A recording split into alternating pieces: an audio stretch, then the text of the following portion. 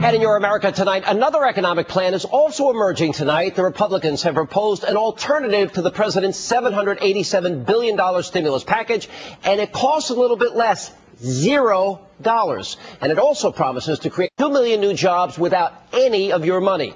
Joining us, Congressman Shadegg and Senator David Vitter. They're here to explain. All right. Now, we keep hearing from the Democrats, well, the Republicans, they need an alternative proposal. You have an alternative proposal. Congressman Shadegg, we'll start with you.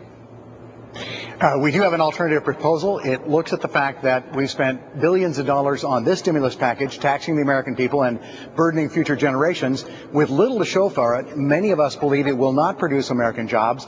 With unemployment rates going up, how can we produce American jobs? And the answer is we have had a non-energy policy in this country for a very long time. The reality is we are giving jobs to oil field workers and natural gas field workers in Russia and Saudi Arabia and Venezuela when we should be putting those people to work here in the United States.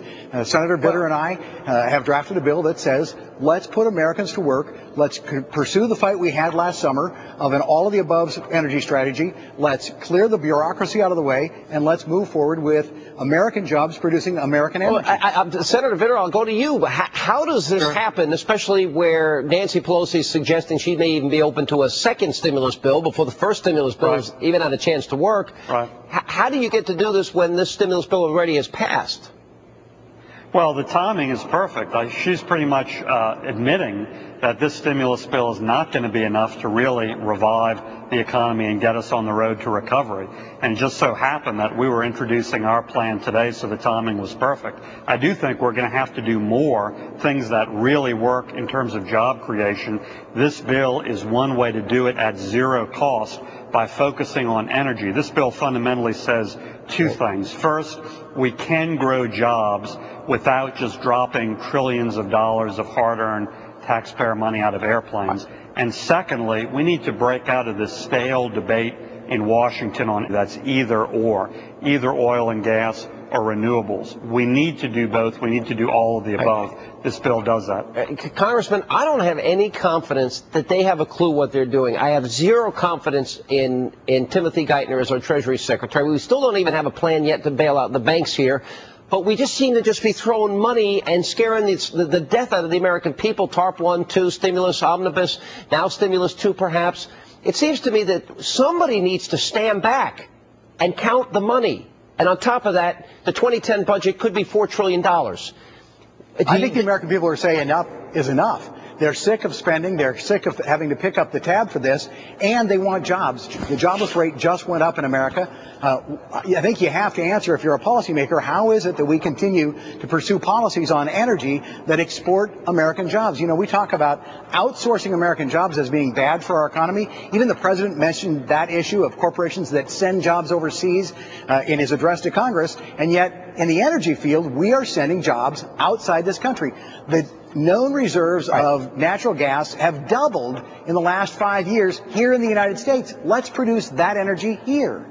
Look, I've been a big proponent of drilling, refineries, nuclear, coal mining, and I'm an all-of-the-above guy. I think we've got to do everything because OPEC gets to set the price. It is the lifeblood of our economy. I guess the question, gentlemen, you're in two chambers now, and everything that Barack Obama has wanted, he's successfully been able to accomplish. We keep hearing talk that there is some skittishness, 49 blue dogs, a couple of senators now, Democrats, Russ Feingold, Evan Bayh, seem to be skittish. Is there any way that you can literally stop this train from going down the tracks of mortgaging our children and grandchildren's future? Senator. We can't alone, but we sure as heck can with the help of the American people. And I think the ground is shifting, Sean. I've done about 15 town hall meetings in the last 2 weeks. The tone at every single one of those town halls was not, I'm scared, I'm anxious, I'm concerned, I disagree with this. It was with regard to these Obama policies. I'm mad as hell and I'm not going to take it anymore. I feel that ground shifting. You said it earlier. It appears they don't have a plan. They don't know what they're doing. None of this seems to work. The market continues to spiral down. The American people can change the Congress and what it does, and they can scare the Democrats in this Congress away from pursuing bad policies and into pursuing good policies if we put out a good idea. We're not the policy of no. This is the policy we proffered last year on the energy fight. we can give Americans jobs rather than shipping those energy jobs overseas, and we can also reduce the absurd environmental regulations that go way too far. Is there any openness from the president to sit down and talk to you guys about this? Because Nancy Pelosi shut things down in the House, Congressman. I think from him what we're going to get is rhetoric. On health care, he's saying he's including everybody, and he clearly didn't include everybody. I don't think this is what they want to do on energy, but he is the president of the United States of America. This is a democracy. This is a nation where we can put pressure, where members of Congress will respond. Yeah, we actually do have equal branches of government. I think some people have forgotten that. And but all right, guys, keep up the dialogue, because certainly we're mortgaging our kids' future, and these are very perilous times. So thank you both.